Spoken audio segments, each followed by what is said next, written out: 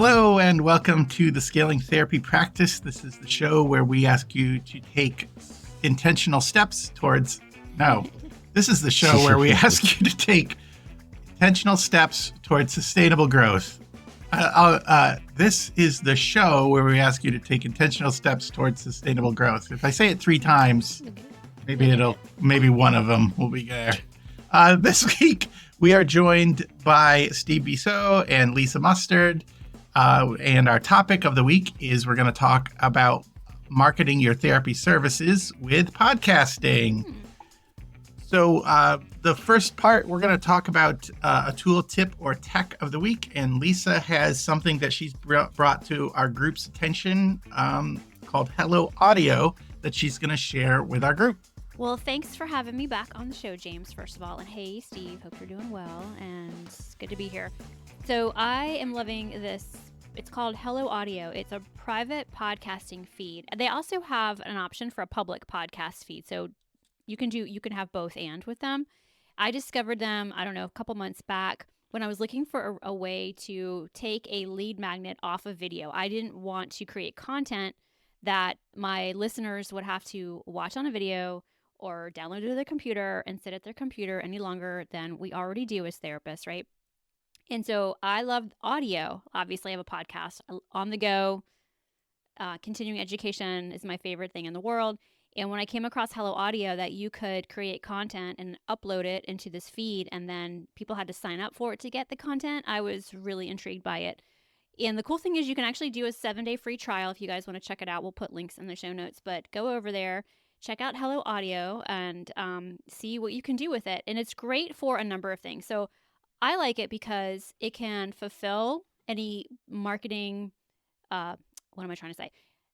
Let me take that back. It is a great lead magnet. So it's good marketing. It's good brand awareness. It's good know, like, and trust factor. It's good value adding. And for people to get the Hello Audio, they have to give you their email. So you're collecting emails, and hopefully whatever you're providing on the other side is worth their time and they are learning something from you. So you can also use it as a way to fulfill any type of course instruction that you have. So let's say you're a therapist out there and you have this idea that you're like, everybody wants to create a course right now. And I get it. Like, it's a great quote unquote passive income. We can debate that all day long. Is it really? Because it's not passive. To get it started. But I see so many therapists in these gazillion Facebook groups that I'm in asking, how do you create a course? How much money are you making? What's the deal with courses? And then how do you market it? So I was like, okay, well, what I'm going to do is I'm going to create that information, but I'm going to put it behind what am I trying to say? A contact form. Paywall, yeah, like a sign up form. A contact form. So anyway, I just think that people are tired of watching video. They're tired of sitting at their computers. If you think about this, like if you can get out of the shower and record your content and not have to create a video, but yet still give your students or still give your audience what it is that they want or need. And I don't have to put on makeup. I don't have to do my hair. I am all about it. Like when I record my private episodes, it's just raw. It's like, hey guys, I'm back. This is the private podcast feed. I call it my secret podcast. And I go into a little bit more depth, a little bit more behind the scenes, a little bit more of like, it's real, and it's not edited. I just record. And then when I'm done, I upload it. I think that private podcasting is such an awesome way for lead generation and then to fulfill any type of course or instruction that you are wanting to give instead of doing the videos and then having your, to edit the videos. You can just do the private podcast feed. What I love about it too is that you can just you can upload a video into it and it'll strip the audio, so you don't have to worry about converting anything. It's really, really tech friendly. I always say if I can figure it out, anybody can figure it out.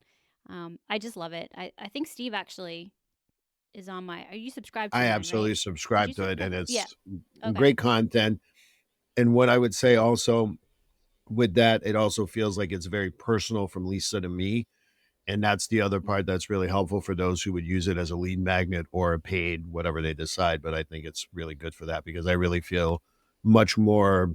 I'm always in touch with your podcast. We've listened to each other for a while, but that one even feels more like like I'm in a private conversation with Lisa. So yeah, well, thanks. And I do want to give some ideas for how you can use it because I think we hear it and we get like really excited. But let's say you're a therapist in private practice and you want to do something different, like you want to create guided meditations. You can record your guided meditations, right? You could have 5 of them and you could put it on Hello Audio, and there's a paywall. So then you can then sell your guided meditations. I just think that's a genius way to do it. I think as a coach, you can also maybe record your sessions with your client, and then you, as a gift, you can say, hey, I'm going to upload them to your own private podcast feed so you can listen to them again. There's just so many things that you can do with private podcasting that that's not video, but you're still giving them, because you can also put links in the show notes. You can put a bunch of information into the show notes still. You can even give a transcript of the episode if you want. So I'm in love with it. I think it's the future. I think everybody, me, I think everybody should have a podcast if you sell something or have services or courses. So yeah, that's my favorite thing right now. Yeah, it sounds like it reduces some of the barriers that would trip people up for creating content. Like with video, you have your lights, do you have slides, what's your camera? I don't necessarily wear makeup, but did I shave? Did I shave? How's my hair? What am I wearing? All those things that would be like, oh, I don't want to do it. And it takes time. Like when you're recording video, all those things, those little things, even the room you're in, what's behind you, there's just so many barriers for creating good video. So a program that does the audio, and it can even take your video and strip out the video and just give you the audio file. That's pretty awesome. You said it's user friendly. Like if I had a video and I knew what I wanted, how long do you think it would take me to get something set up? A day, an hour? I think you could probably be figuring it out in an hour, because you can just upload the video into, I'm pretty sure, because I've done this. Like I didn't have an audio, I had a video, and I uploaded it, and it pulled the audio. And I think it was actually a Facebook Live that I'd done a while back, and I saved it to my computer, and then I uploaded it, and then it just played it into my feed. And another thing too, another way you can use it, let's say, therapists out there, you have a newsletter, and you would like to actually record your newsletter instead of sending out as an email. So you could, like, if you do a weekly or a monthly, you can just, this is what's going on in the practice. I mean, whatever you have going on, so people hear your voice, and it's just such a wonderful know, like, and trust factor. And I get excited because when I get a notification that some of the private podcasts that I'm subscribed to, I get an email saying, hey, there's a new episode, and then it'll show up in my notifications on my Apple Podcast that there's a new episode. So I just think it's cool, and it can live forever. And there's different ways you can have it. Like you can have it drip, you can have it release on a date, you can have it all come out at one time. There's just a lot you can do with it. It's pretty cool. Like if let's say you record 52 meditations, you could drip it out one a week. When they sign up, you get a year's worth of meditation. One a week, dripped out. I like it for the lead magnet generation. Like if you want this, this teaching, this topic, give me your email. I'll give you the topic. It sounds great. Can I ask how expensive it is right now? Let's see. Is it like a monthly service, a weekly? No, probably monthly and yearly. Yeah, you can pay monthly or you can pay yearly. And let's see, what is it right now? I want to say for one, you save 20% when you pay annually. So the most popular is you get 3 private feeds and 1 public feed. That's $39 a month. Okay. Or no, I'm sorry. You can get one. Okay, so $14 a month. You can get 1 private feed and 1 public feed. So, but right now I know it's Black Friday, but the time that this ends or this comes out, it won't be Black Friday. They have some pretty cool Black Friday.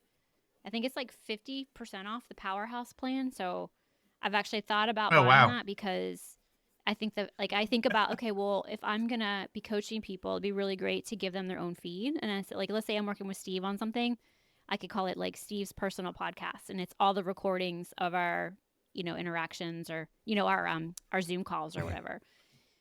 So, or, you could then, like, I could create guided meditations if I wanted, just start throwing them out there and see if I could sell them, or I don't know. I mean, there's so many things you could do. If you have blogs that you write, you could just read your blogs and have that as a feed. But there's different levels. So, um, I like just it made me think of how Mike Michalowicz does his books. I always buy them audio, like the yep. Audible, and he will read his book and then he'll throw in this amazing aside or update, and it just makes it feel that much Yeah. more personable and special as he like, hey guys, I wanted you to know this extra thing. You could do that with a blog. Yeah. All right, You so could have that a was book on there. Like if you wrote a book, you could do that. yeah, that was Hello Mhm. Audio. And we'll have the links in the show notes. So let's get into our main topic: marketing your services through podcasting, whether it's a mental health service or your coaching or consulting services. All three of us here are podcasters, so I think one of the first questions I want to ask is, what made you want to get into podcasting, and how did you get started? So, Steve, will ask you first, like, what made you want to get into podcasting, and Well, how did before you we go start? on, just the trick of the week. Some of us don't have to worry about our hair on video. Just for the record, that's very discriminatory. I'm very concerned. But all joking aside, I just thought I'd put that one in there when people are like, oh, yeah, got to be worried about your hair. You're Nope, naturally but some of us beautiful. don't. But really, it was interesting to hear about making a book on a private podcast, because I started off with a book that I wrote in 2020.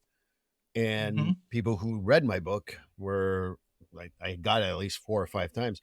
This is a podcast. This is a great podcast. You can talk about these subjects. You've seen, you talk about this, talk about that.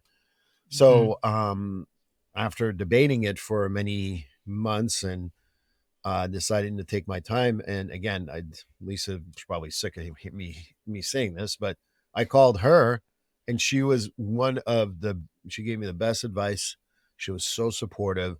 She's amazing at what she does, and really inspired me. So I always, I mean what I say and say what I mean. So again, thank you, Lisa. I think I've said that to you too many times now. I'm hopefully not too sweet and you feel like you're getting too your esophagus is getting irritated or something.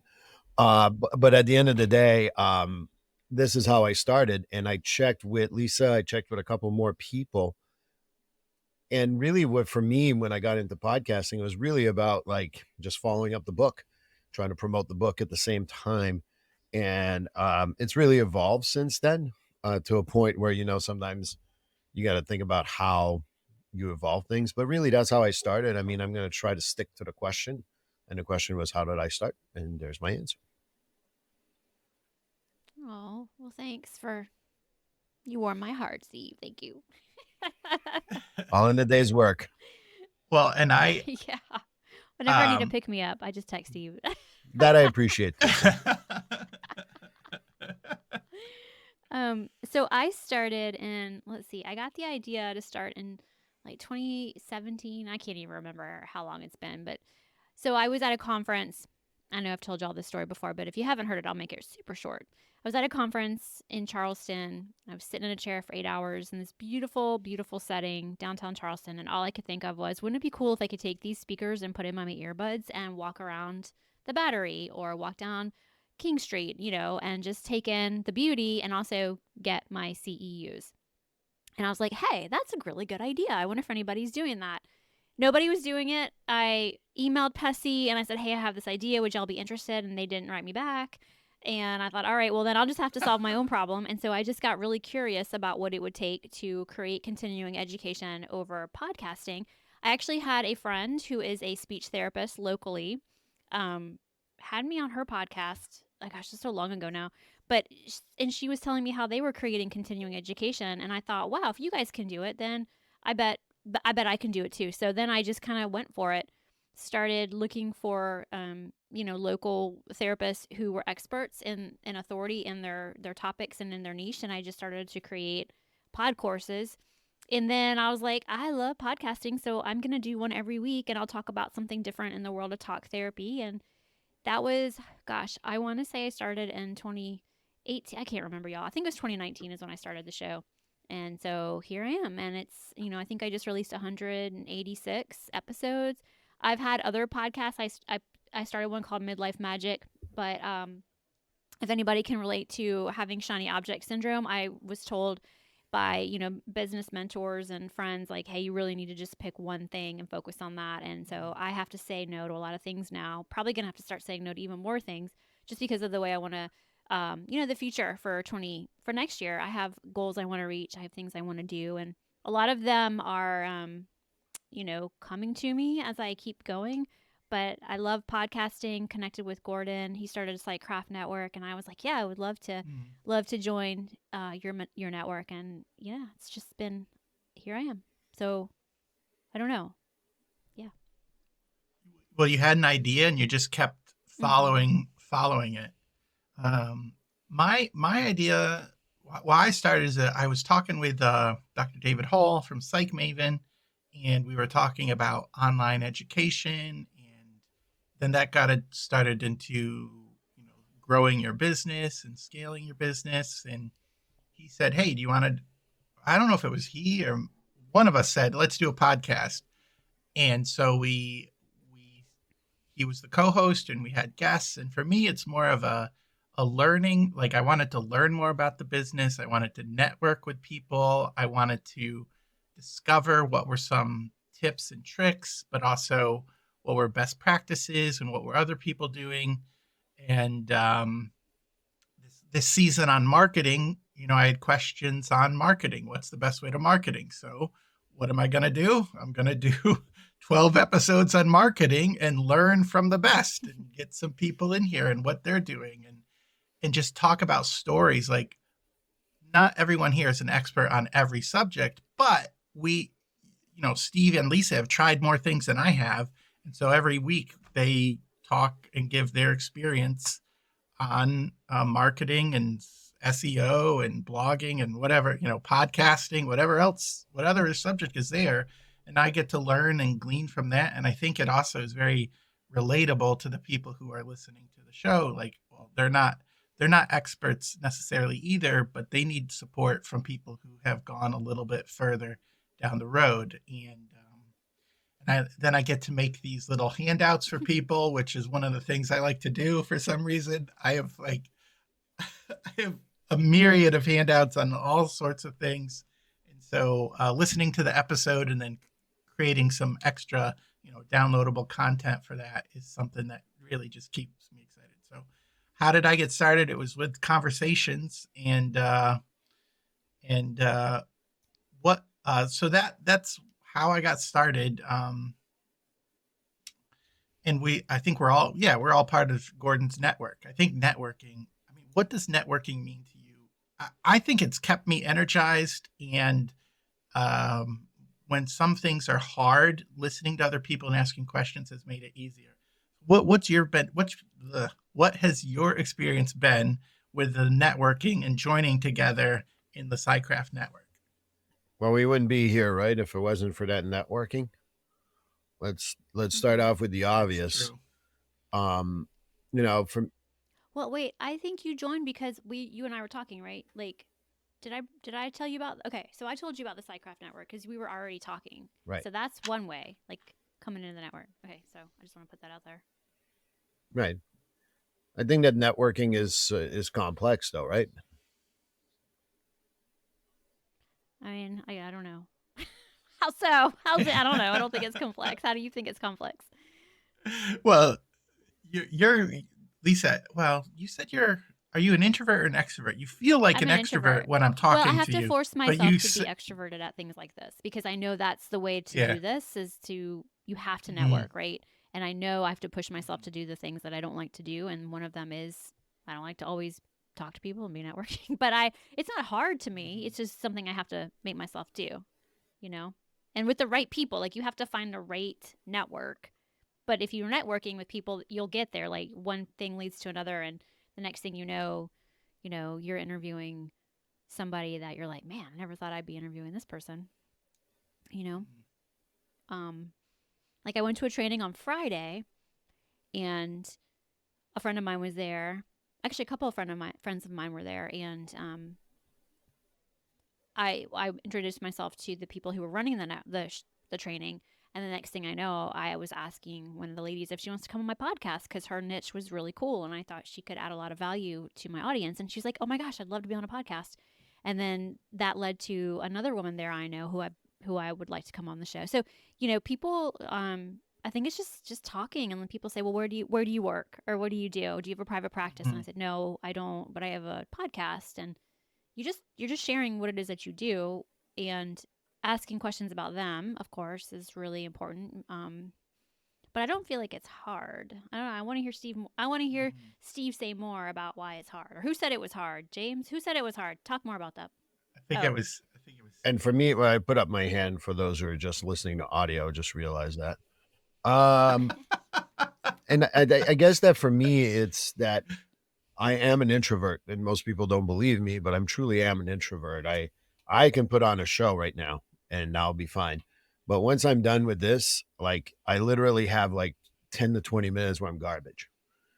And I need to recycling, so to speak. And I want to be on. Like, I never want to do this podcast or my podcast or Lisa's podcast or whoever's podcast half-assed. And I know you might edit that out, and that's fine. But at the end of the day, for me, what I find hard is that if I go on Gordon's podcast, I want to present the best of Steve. And there's sometimes Steve is only like 30%. And that's just how it is because of maybe my social battery. I have kids, I coach soccer, I have my clients, like my battery sometimes is drained. So what I find particularly hard in the networking stance is that if Daniel ever invited me to his podcast, Daniel, this is an invitation to invite me. At the end of the day, like I want to be able to be the best for Daniel. But when I have, I know we've worked on this weekly for a while, then I have my own podcast, and then I have a life, and then I have a client, and then something happens in my life. I'm going for surgery in a couple of weeks. It just gets overwhelming. So I don't want to do a half bad job for Daniel or anybody else on the Psycraft or any podcast. So for me, the networking is like, it's got to fit into a very specific schedule. And that's the hard part, because to promote here, I need to promote my podcast. And when I'm on my podcast, I got to talk about here and the Psycraft Network. And truthfully, Gordon has created something great. I appreciate how Lisa did invite me. And I want to make sure that everyone clearly hears me. Gordon is the man, and he is amazing. And I wish he was here today. And I know he has other obligations and things going on in his life.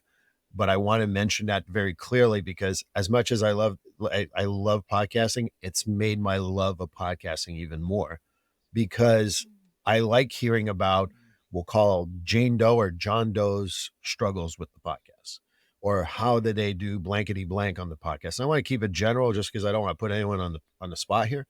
But point being is that the hard part for me is that there are little intrinsic things about networking that can be difficult, because to confront my difficulties of putting on a commercial, or even being so proud of being the Psycraft Network, but 99% of the time forgetting to go get that commercial to put on my podcast. And I feel like I cheated someone out.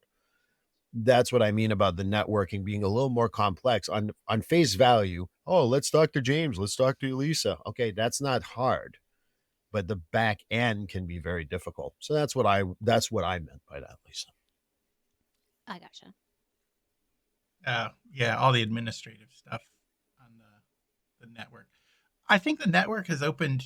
We're talking about podcasting and marketing your services, but networking has opened some doors, and also people might not know the Scaling Therapy Practice podcast, but they've probably heard of Gordon, and they've heard Gordon runs the Psycraft Network. And if I'm part of the Psycraft Network, there's all this like, oh, I trust Gordon. I know he's in the Psycraft Network. James is a little more trustworthy, and I would want to, be on a show. And the networking has really opened up. Where do you get guests for your show? Well, the network is this great source of experts in their field, in their area, where you can get some amazing guests for the show. So we've talked about why do you do it? How did you get started? Let's move to the well, I just said who do you get to be a guest, and like where do you find your content? Like if somebody was going to start a podcast, one of those are kind of the two big things. You know, who do you have on your podcast if you're having a guest show, like the format, and then how do you come up with content week after week? Because I think that might stop people. So, Lisa, what do you think? Where do you find the guests, and how do you come up with Okay, so let me content? back it up and say that I think if you want to start a podcast, you need to be clear on what's your intention.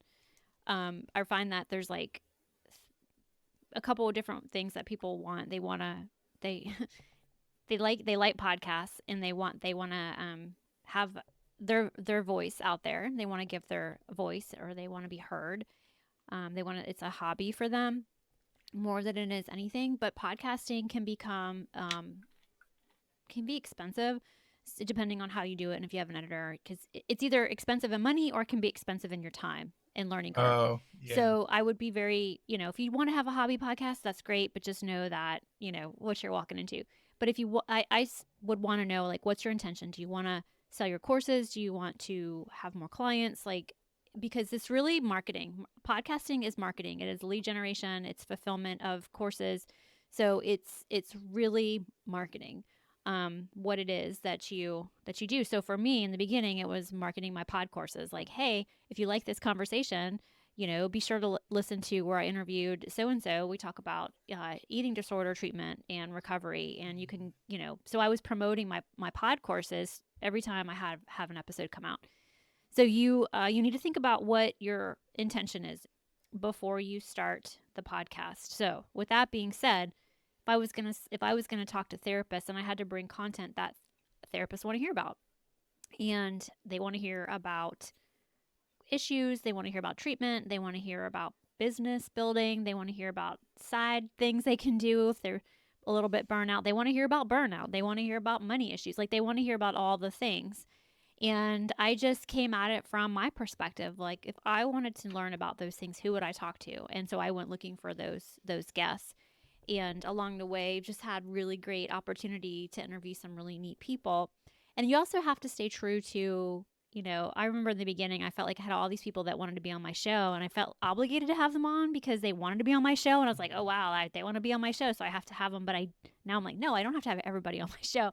Because, like, let's say somebody wants to talk to me about, addiction treatment. Well, if I just had somebody on talking about addiction a few episodes back, like, I want to space it out. So you have to talk to people that you want to talk to, not just people who want to come on your show and give value to your audience. Because remember, you're cultivating a community of listeners that, you want them to stick around, but you also have to have things in common with them too, so they will stick around. So I don't know if I answered your question. I feel like I kind of talked all the way around it, but Well, you started with why you do so it, basically. like, if you want to make money with it, then have a business plan. Do not do this without a business plan. If you want to do it because you want to have an expensive hobby, and I say that lovingly, like, it's not cheap, but it's fun. And if you just want to have an expensive hobby, then go for it. And sometimes people get started and then they think down the road, okay, well, I'm started with it. Now, how do I monetize that? What do I do now? So then, you're working with a strategist to kind of help you figure out which path you should go. But it doesn't happen overnight, and it takes time to build the show. It takes time to build credibility. It takes time to build the downloads and get people to listen. But you got to be consistent, and you got to just love it. I mean, I don't think I could do it if I didn't love it.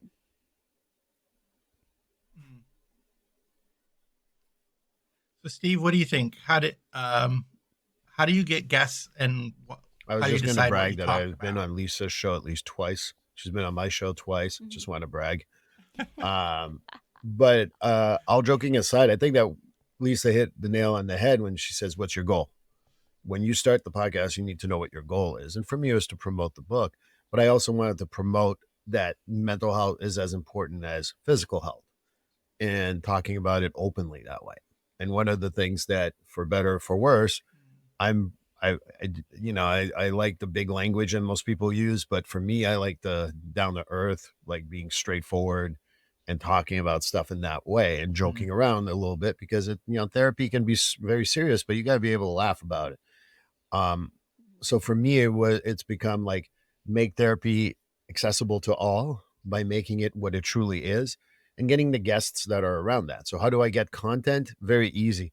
Like I had a guest that unfortunately I had to he canceled on me like 3 times. I had to cancel on him because of, mine's not volleyball, mine is soccer. Um and those constantly evolving scheduling.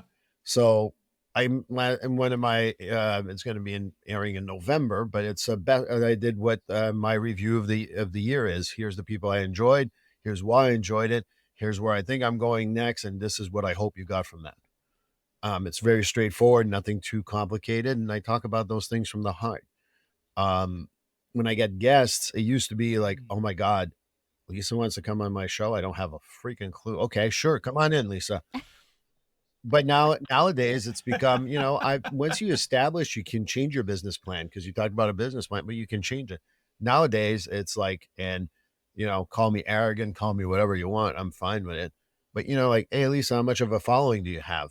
And if you have a good following, sure, I'll have you on. But at this point, I'm no longer looking to create, to get I need to get some people who are going to follow me as much as they'll follow them and vice versa. It's got to be a reciprocal type of relationship. And that came with evolution. I mean, I'm on episode probably 128 by the time this comes out, 129. I don't really know.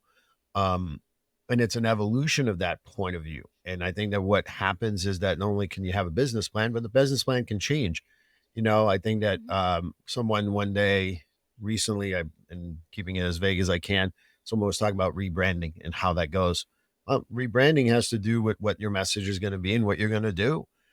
For me, I don't think that I want to rebrand finding your way through therapy, but I might rebrand the goal of it where it's more interviews. And instead of being hour interviews, it'll be 30 minutes. That's not my business plan necessarily. For those who listen to me regularly, I don't know where I'm going with this. Just giving an example. But I think that rebranding has got to be very thoughtful. And if you're going to rebrand, you really got to go all in on what you're rebranding with. So I think evolution of a business plan is all fine and good. But for me, content is about who can you bring in and how I can bring you an audience. That's kind of the reciprocity that I look for nowadays. And I really don't want to talk if you want to talk about underwater basket weaving, that's great. That's no interest whatsoever to me. So we're not going to talk about that. You're an NFL player who wants to come on. I'm a huge football fan. Let's go. I have someone for you. And I think that that's what the power of networking. One of my guests that I will not, again, I'll keep it as vague as I can. I'm a huge pro wrestling fan. If you're on video, you can see it in the back. And I love talking to those guys about mental health because they're actually very open about it. Hockey players and wrestlers are actually very much open, or what do we call superstars if we listen to the WWE? At the end of the day, though, I think that what you need to do is you got to go, like, if I have no interest in what the person's talking about, it's going to be clear. If they're not bringing me an audience, again, it's going to be clear. And with evolution, you can get there. But maybe at the beginning, you do get, I don't know about you guys, but I got a lot of solicitation. Hey, you have a podcast. I want to talk about TMS. I have no interest in TMS. I'm not opposed to TMS. That's not my interest. If it was my 6th month in broadcasting my podcast, I probably would have taken on that guest, no questions asked. Nowadays, I'm like, what are you bringing to my audience, and what is my, like, vice versa? And if it's not a mutual kind of a exchange, I'm like, thanks, but no thanks. And I still wish them well. I don't wish any ill to anyone, but you got to be very mindful as to what your goals are. And it can change, but just make sure you set those goals. So, full disclosure, I asked the question about rebranding. Hey, I don't put anyone on the spot. That is not my job in life. I don't put anyone on the spot. Well, that's because my business is creating courses for people and helping people create their own courses, and my podcast is Scaling Therapy Practice. And I find that difficult to promote both without it feels like there's extra Facebook pages and extra links. And then if I like even logos, the logo's different for the podcast than the main web page. And then if I say, hey, my podcast is Scaling Therapy Practice, but it's hosted at courses.coursecreationstudio.com, it's just confusing. It confuses me when I even say it. So I guess maybe that's something to think about for people who are thinking about starting their podcast. You know, naming it and the web page and the marketing. The more streamlined it is, the easier it is to promote. Yeah, and I think that, when I started my show, I called it the therapy show because I wasn't quite sure what direction I was going to go with it, but I also knew that the word therapy was very searchable in the Apple Podcast player. So I was like, no matter what I do, I'm going to talk about some type of therapy here, and we'll see where this goes. Another thing, James, like I think I listen to so many podcasts, but so many of them have rebranded over the years, and they just come out and have the episode. They're like, hey, I know over the past, whatever, this is the title, but moving forward, I am going to be Course Creation Studio. So you can keep all your episodes, but just change the name of your podcast. And there's lots of things. Like I have a lot of things going on. So I have the therapy show, but I also share about, hey, if you are looking for life coaching, feel free to reach out to me. I'm doing life coaching with women, blah, blah, blah. Or if you're looking for podcast coaching, I'm now doing that. So, I think your audience is going to stick around for you because they like you, and if they don't, they find somebody else. But I mean, I think creating courses for therapists who desire additional income stream is just genius, because I get so many people reaching out to me saying, I want to create a course, but I don't have time to do it. And it's like, Right. Well, then go talk to James because he can do that for you. So I think that you have some great skills. It's just, sometimes it's deciding like which one do you want to focus on is the toughest, because there's so many things you can do, That is the one of the issues. Yeah. All right. Let's talk a little bit about, before we end here, let's talk a little bit about nuts and bolts. Like what are some of the tools and programs you use to create? I'll go first. I love the program Descript. Descript records it records this episode here in audio and video. It's actually using a program that is included with Descript called Squadcast, so we can remotely record and set up things. Descript transcribes my podcast, and now recently, within the last month, it added AI features, so I can ask it to create simple show notes and like quotes from the episode. And I'm sure I'm not even using it to its maximum potential, but that's what I've been using it for. So it's cut down on my show notes and some of my the social media things. I have templates now that I made, so I can quickly make videos that have music and background and pull out things. So Descript is one of my favorite recording tools. And then I use Kajabi. Kajabi is the all-in-one platform for online courses, web page, blog, coach. You can do coaching with it, and also podcasting. So I have a Kajabi subscription, and it's included with it, and it includes my mailing list. So, that's what I use for it. So those are my two favorite tools, Kajabi and Descript. Lisa or Steve, do you guys have favorite tools? Yes. So I love the Hello Audio. I know we talked about that in the beginning.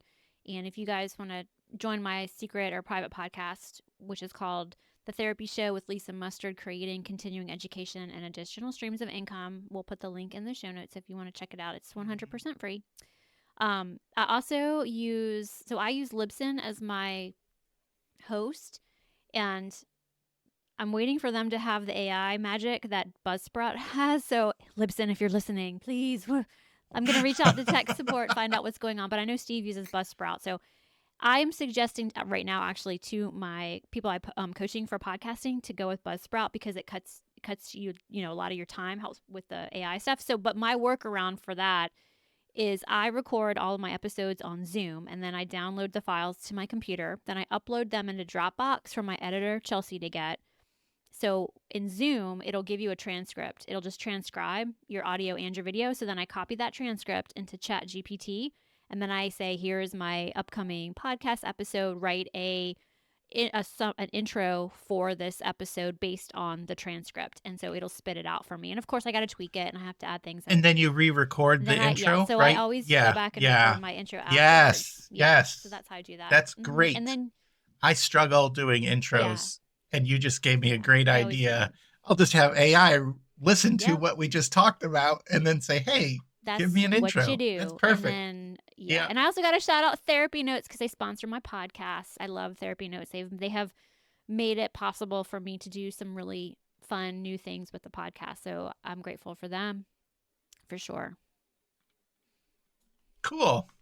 Steve, tools, Well, nuts and Lisa bolts. sold it because Buzzsprout is to me really helpful for several things. It is a hosting event, distributes it to everyone, but also does not only the show notes, also sets you up with a blog if you want to put it on your website.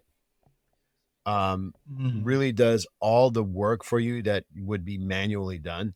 The only other tool that I would say that you talked about how you cheat. I do all my interviews. Okay, I'm breaking the wall here, so don't tell anyone. This will not be broadcast anywhere, right? But I do my interview with Serious. Lisa and I shoved it into my AI copy.ai, which is worth paying more for. It's better than Chat GPT. That's just my 2 cents. That I use that a lot. And then like, this is how you should intro Lisa, blah, blah, blah, blah, blah. And that's perfect. So I go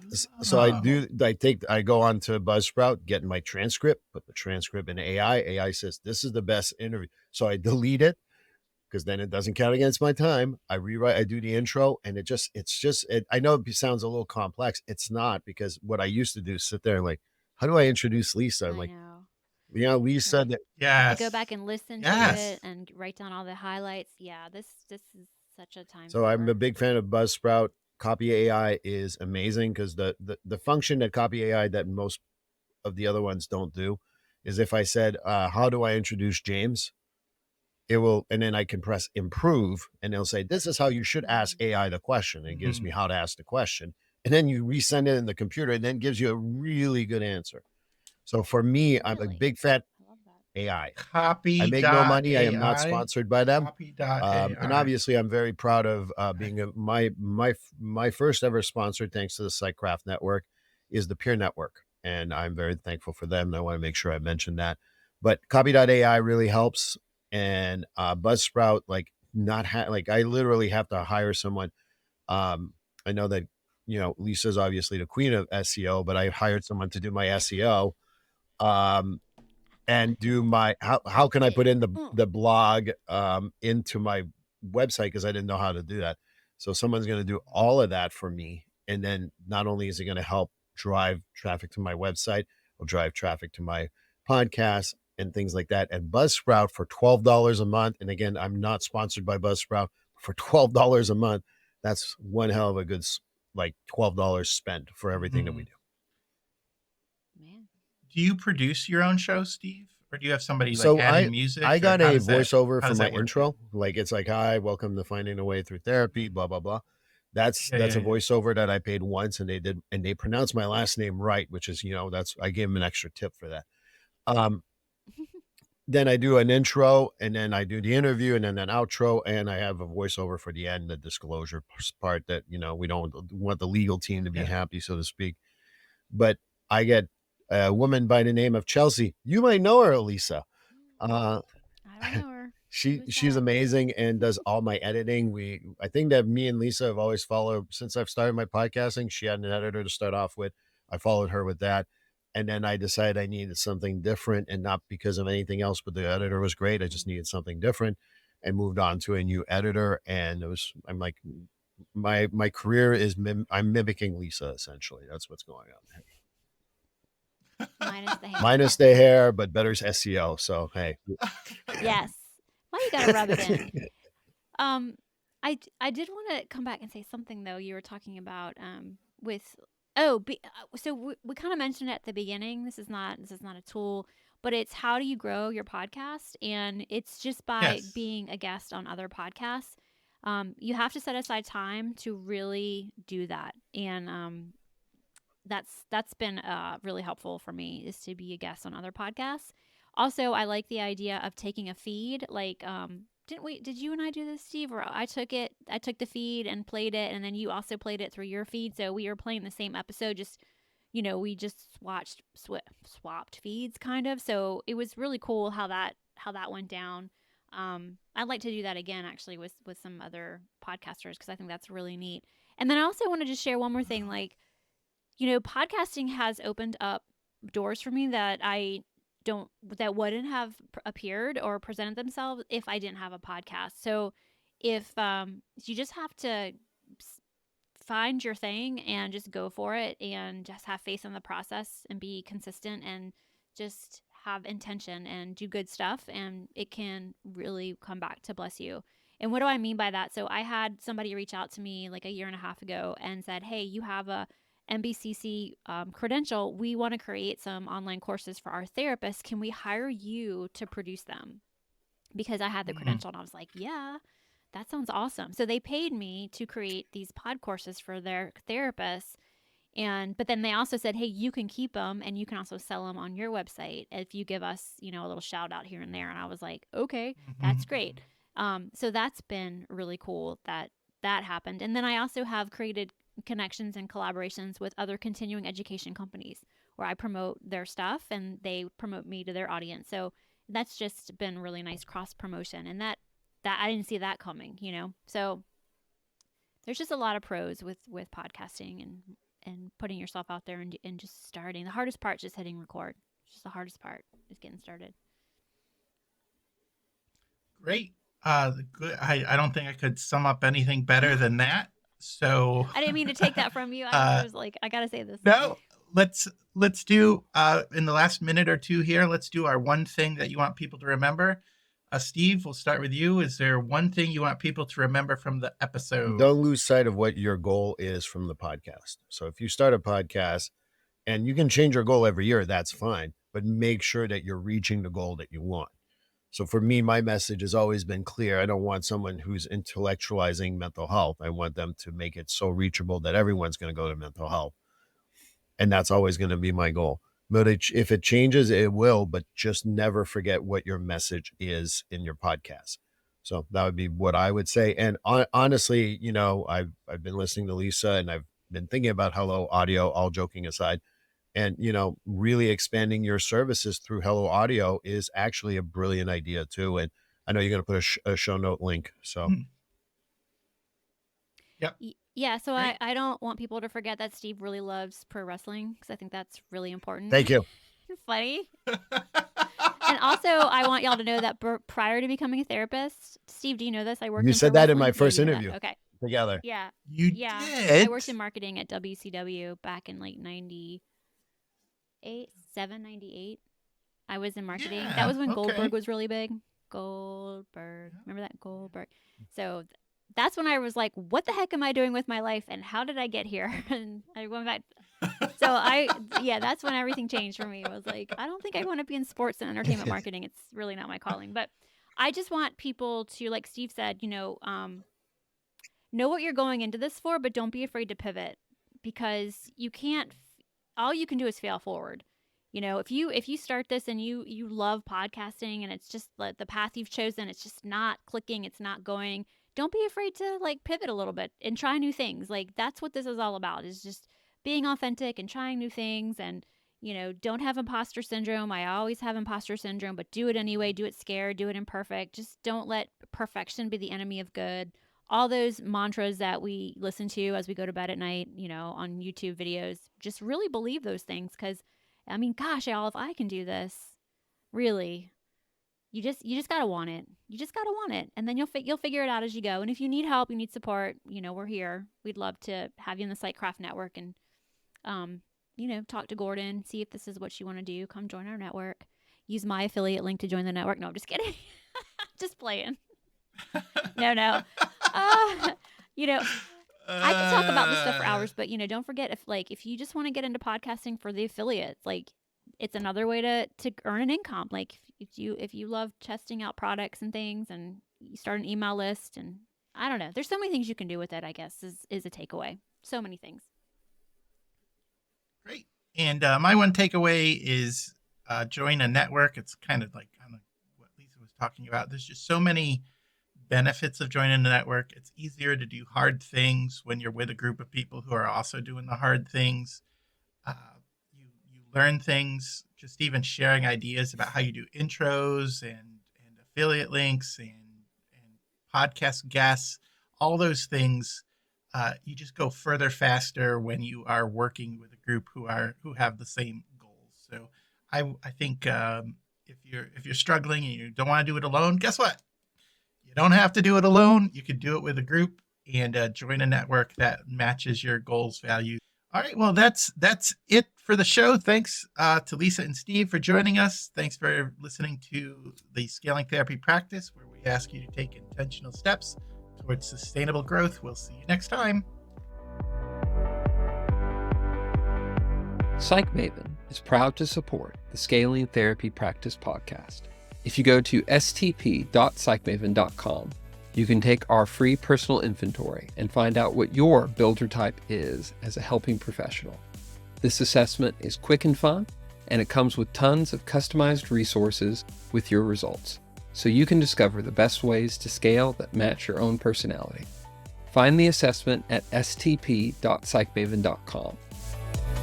The information contained in this episode represents the views and opinions of the speaker, and not necessarily those of the host or the Scaling Therapy Practice podcast. Furthermore, the content is not intended to be a substitute for professional legal, accounting, or therapeutic advice, diagnosis, or treatment.